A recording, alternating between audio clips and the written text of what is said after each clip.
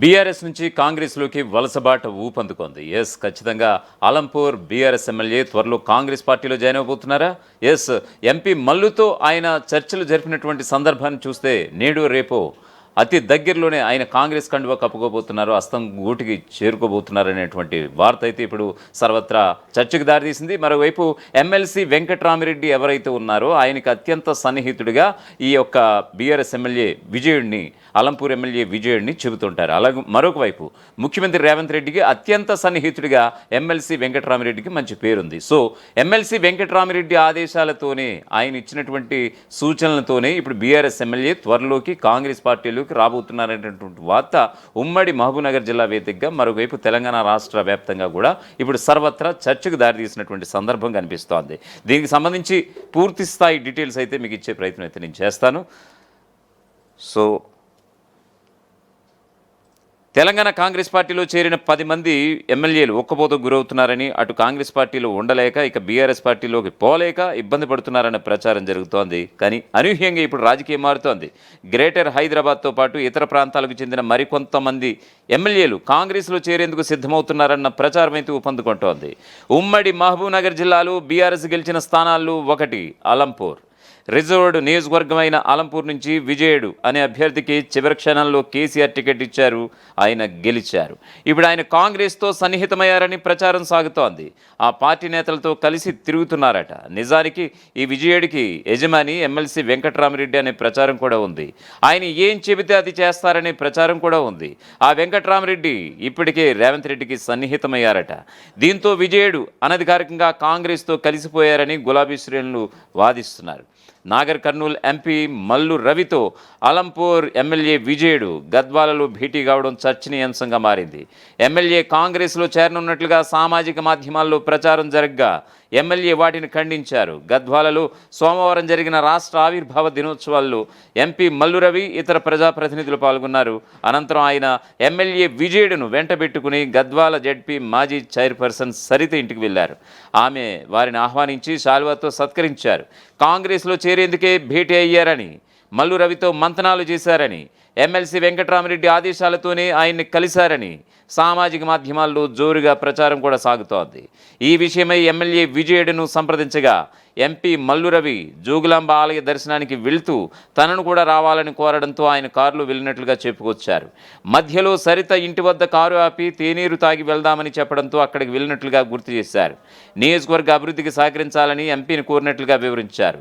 త్వరలో కాంగ్రెస్లో చేరుతున్నట్లు జరుగుతున్న ప్రచారం అంతా కూడా అవాస్తవం అంటూ విజయుడు ఖండించినటువంటి పరిస్థితి కనిపిస్తోంది. ఇదిలా ఉంటే గ్రేటర్ పరిధిలో కాంగ్రెస్ పార్టీలో చేరిన దానం నాగేందర్ ఇటీవల పార్టీకి దూరంగా ఉంటూ వస్తున్నారు. విమర్శలు చేశారు, కానీ ఇప్పుడు ఆపేశారు. పెద్దగా బయట కనిపించడం లేదు, కాంగ్రెస్ పార్టీ వ్యవహారాల్లోనూ కనిపించడం లేదు. ఆయనకు అనర్హత భయం ఉంది. ఆ విషయం పక్కన పెడితే గ్రేటర్ ఎన్నికలు రానున్న సమయంలో కొంతమంది చేయి పట్టుకునేందుకు రెడీ అయినట్లుగా ప్రచారం జరుగుతోంది. ఎమ్మెల్యేగా పట్టు నిలుపుకోవాలంటే తమ అనుచరులు కార్పొరేటర్లుగా ఉండాలి, ప్రభుత్వం అధికారులు ఉండాలి, లేకపోతే పనులు జరగవు. అందుకే వారు కాంగ్రెస్ పార్టీ వైపు చూస్తున్నారని అంటున్నారు. భారత రాష్ట్ర సమితిలో ఏం జరుగుతుందో బీఆర్ఎస్ నేతలకు అర్థం కావడం లేదు. పార్టీ ఉనికిపై సందేహాలు అయితే వస్తున్నాయి.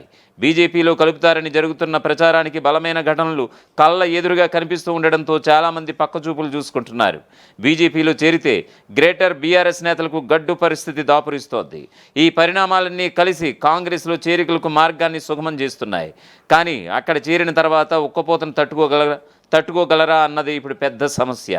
మరోవైపు గద్వాల ఎమ్మెల్యే బండ్ల కృష్ణమోహన్ రెడ్డి, నాగర్ కర్నూలు ఎంపీ మల్లు రవి మధ్య విభేదాలు తలెత్తగా ఢిల్లీలోని తెలంగాణ ప్రభుత్వ అధికార ప్రతినిధి జితేందర్ రెడ్డి రాజీ కుదిర్చారు. ఆవిర్భావ దినోత్సవానికి హాజరైన జితేందర్ రెడ్డి వేడుకలు ముగిసిన తర్వాత ఎంపీ మల్లు రవిని వెంటబెట్టుకుని గద్వాల ఎమ్మెల్యే ఇంటికి వెళ్లారు. ఎమ్మెల్యేతో ఇచ్చిన తేనీటి విందులో పాల్గొన్నారు. ఏప్రిల్ నెలలో మంత్రి పొంగులేటి శ్రీనివాసరెడ్డి ధరూర్లో భూభారతి రెవెన్యూ చట్టంపై అవగాహన సదస్సుకు వచ్చారు. గద్వాల నియోజకవర్గంలో పార్టీలోని 2 గ్రూపుల మధ్య విభేదాలతో ఆ కార్యక్రమం రసాభాసగా మారిపోయింది. మినిస్టర్ తిరిగి వెళ్తున్న సమయంలో ఆయన కారులో ఎంపీ ఎమ్మెల్యే మధ్య మాట పెరిగి విభేదాలు వచ్చాయి. ఈ వ్యవహారంపై అప్పట్లో సోషల్ మీడియాతో పాటు పత్రికల్లో వార్తలు కూడా వచ్చాయి. ఇద్దరి మధ్య విభేదాలు లేవని చెప్పేందుకు జితేందర్ రెడ్డి ఎంపీతో కలిసి ఎమ్మెల్యే ఇంటికి వెళ్ళినట్లుగా పార్టీ వర్గాలు చెబుతున్నాయి. ఇదిలా ఉంటే జితేందర్ రెడ్డితో కలిసి ఎమ్మెల్యే ఇంటికి వెళ్ళిన ఎంపీ మల్లు రవి ఆ తర్వాత మాజీ జెడ్పీ చైర్పర్సన్ సరిత ఇంటికి వెళ్లారు. ఆమెతో మంతనాలు జరిపి తిరిగి వెళ్ళిపోయారు. సో ఓవరాల్గా చెప్పాలంటే ఇప్పుడు ఉమ్మడి మహబూబ్నగర్ జిల్లా వేదికగా బీఆర్ఎస్ గెలిచినటువంటి ఏకైక స్థానం ఏదైనా ఉంది అని అంటే కనుక అది ఆలంపూర్ నియోజకవర్గం. ఈ ఆలంపూర్ నియోజకవర్గం నుంచి విజయుడు అంటే చివరి క్షణాల్లో టికెట్ దక్కించుకున్నారు, అనూహ్యంగా గెలిచారనేటువంటి వార్త అప్పట్లో పెద్ద సెన్సేషన్ కూడా. ఎందుకంటే కేవలం 39 స్థానాలకే పరిమితమైపోయినటువంటి బీఆర్ఎస్కి ఉమ్మడి అంటే మిగతా జిల్లాల్లో ఎలా ఉన్నా కానీ గ్రేటర్లో అయితే మంచి విస్ఫోటనం అని చెప్పుకోవచ్చు. ఆయన గెలిచిన తీరు, బీఆర్ఎస్ గెలిచిన తీరు. సో జిల్లాల్లో అయితే అంతగా పెద్దగా ప్రభావం లేదు. అటువంటి పరిస్థితుల్లో ఉమ్మడి మహబూబ్నగర్ జిల్లాలో ఆలంపూర్ వేదికగా బీఆర్ఎస్ గెలవడం అంటే చాలా షాక్గా అనిపించింది రాజకీయ విశ్లేషకులకు సైతం. సో ఉన్నటువంటి ఆ ఒక్క నేత కూడా ఇప్పుడు కాంగ్రెస్ వైపు చూస్తున్నారనేటువంటి ఒక బలమైన ప్రచారం అయితే సాగుతోంది. విజయుడైతే ఖచ్చితంగా నేడో రేపో ఖచ్చితంగా ఎంపీ మల్లుతో కావచ్చు, అక్కడ ఉన్నటువంటి కాంగ్రెస్ నాయకురాలు సరితతో కావచ్చు మంతనాలు జరిపి ఈవేళ రేపో వెళ్ళిపోబోతున్నారు. ఎందుకంటే ఎమ్మెల్సీ వెంకటరామరెడ్డి ఎవరైతే ఉన్నారో ఆయన దగ్గర పనిచేసినటువంటి అనుభవం విజయుడికి ఉంది. అలాగే ఎమ్మెల్సీ వెంకటరామరెడ్డి ఎంత చెబితే విజయుడికి అంత అనేటువంటి మాట ఇప్పుడు రాజకీయ వర్గాల్లో జోరుగా సాగుతోంది.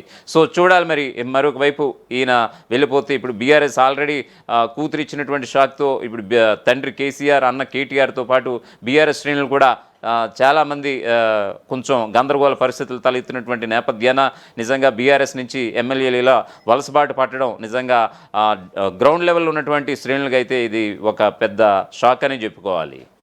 ప్రపంచంలో ఏ మూల ఏ క్షణం ఏం జరుగుతుందో వేగంగా తెలుసుకోవడానికి తొలి వెలుగు వాట్సాప్ ఛానల్ని ఫాలో చేయండి.